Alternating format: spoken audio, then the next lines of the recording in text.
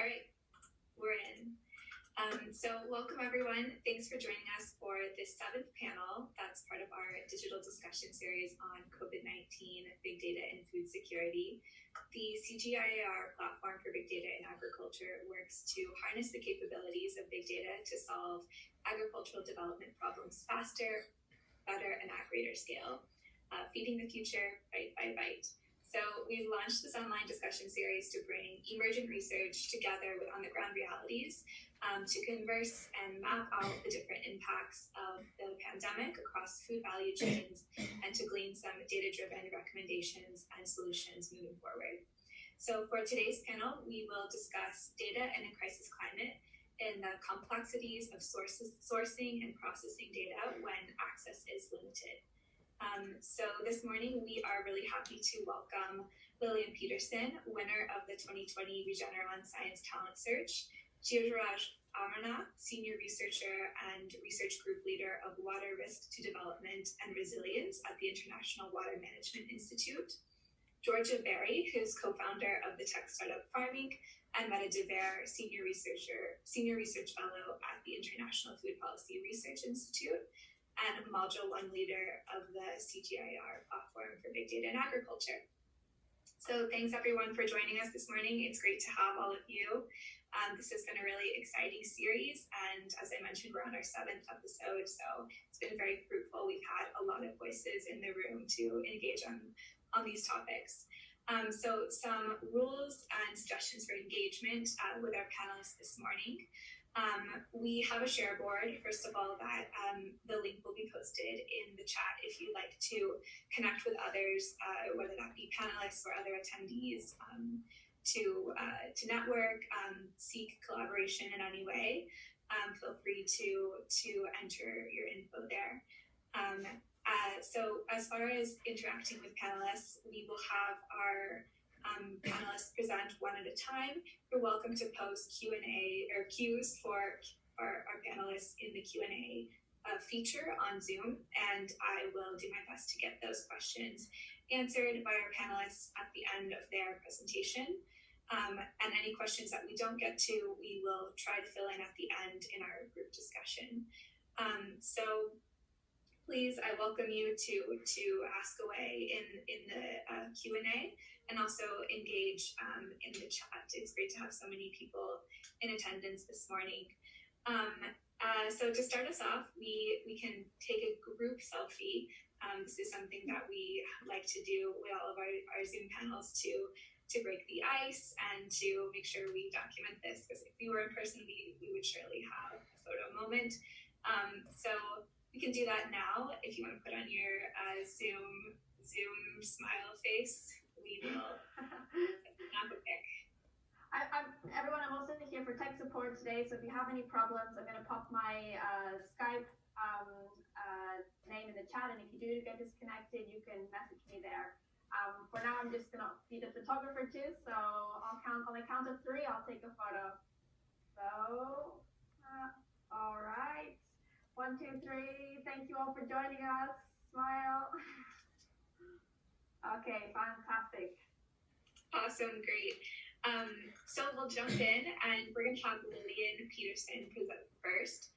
Lillian is a 2020 high school graduate and an incoming Harvard freshman. She learned how to program in 5th grade and now uses these skills to investigate relevant questions using big data analysis. A few years ago, she created a model to predict crop yields in every country in Africa 3 to 4 months before the harvest using satellite imagery. She still keeps this model up to date to monitor current crop conditions. She has 2 papers in the journals Remote Sensing and MDPI Climate. We have her GitHub link here as well that I'll share in the chat so you can see her work. And Lillian, you are more than welcome to begin a presentation on crop modeling across Africa. Great, thank you so much. Let me just share my screen here. So thank you for inviting me to on this panel today, and thank you for the introduction. Today I'm going to talk about how well you can predict crops using a system that is completely remote and its limitations. Africa has poor monitoring and reporting of weather and crop health, you can see here by the number of good daily weather stations in 2015. This makes it difficult to monitor crop health, and it increases our reliance on remote sensing and observers on the ground. But as the mobility of data collectors is being impacted by COVID-19, we have fewer observations and more uncertainties. A few years ago, I created a low-cost early warning system for low crop yields that can be applied in every country, crop, and climate. I obtained MODIS satellite imagery from the Descartes Labs satellite platform. And I obtained this for 2 regions, in Illinois, which served as a proof of concept and validation, and then for every country in Africa. I then computed the pixel-wise anomalies of NDVI, EVI, and NDWI, and found correlations between the NDVI anomalies and the crop yields. Here you can see the NDVI anomalies for Ethiopia during a wet year, where there are much higher NDVI anomalies, and during a drought year, where there are much lower NDVI anomalies. The advantages of this system is that it uses... I don't know if you're trying to change slides, but we can't see the next slide. Oh, whoops, that's not very good. It's still in your title slide. Okay, so, thank you for that. Let me try to... Yeah, thanks, Meta. Well, this is a problem we've never actually had before, so... That's weird. We even did a tech check beforehand, so it seemed to be working. I'll just go back to this slide. So this is the number of good daily weather station good weather stations in 2015.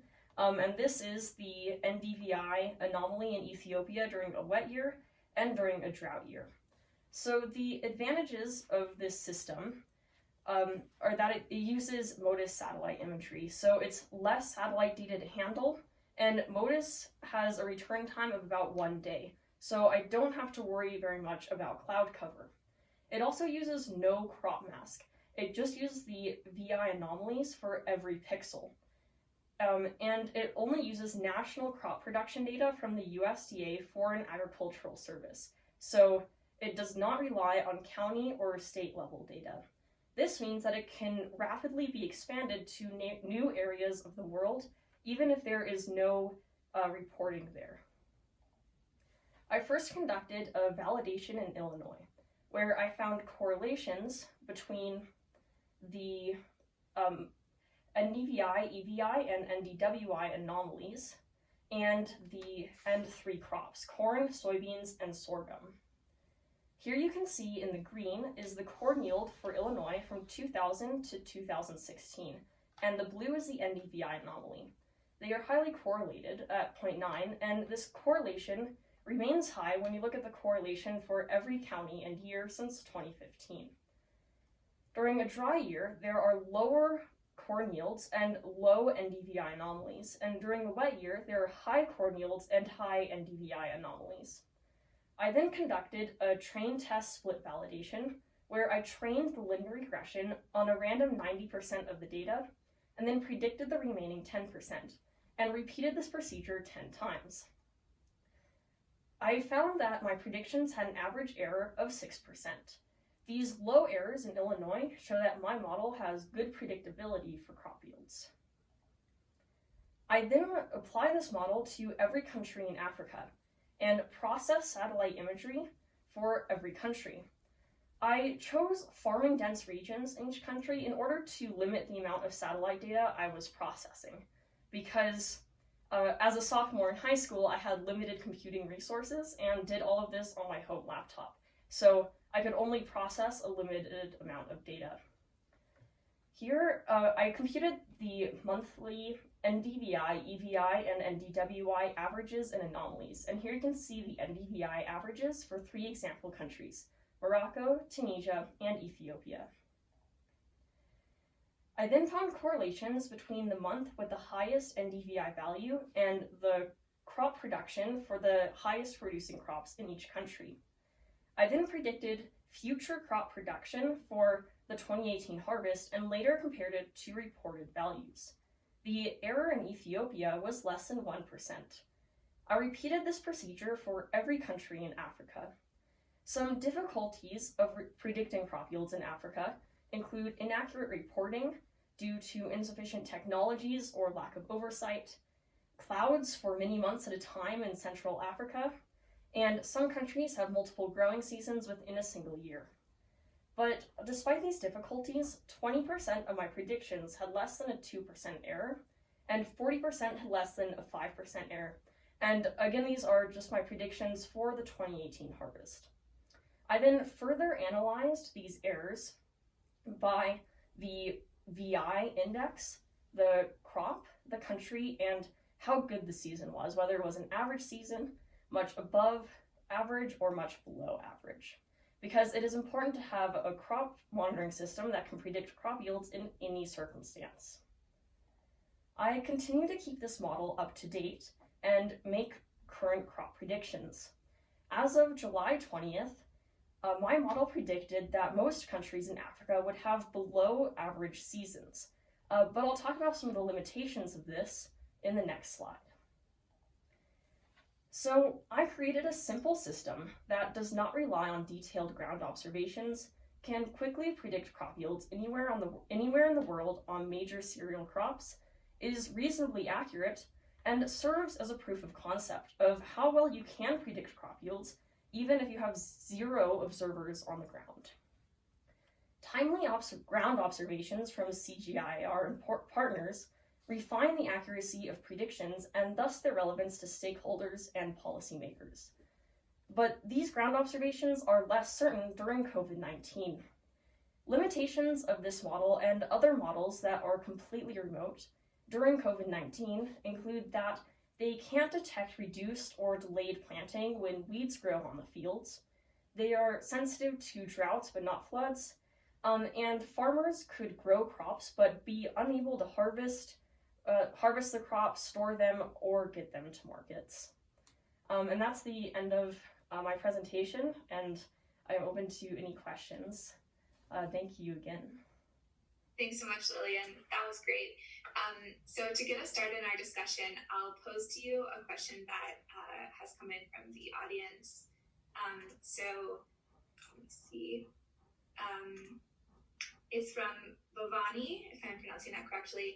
Is crop yield data generated from remote sensing data or field data? So will you just clarify for us, in a setting like the one that we find ourselves in currently, where access might be limited due to different restrictions, how much in-person data collection and observation is needed? Where is your data coming entirely from remote sources? Just to give some clarity on that.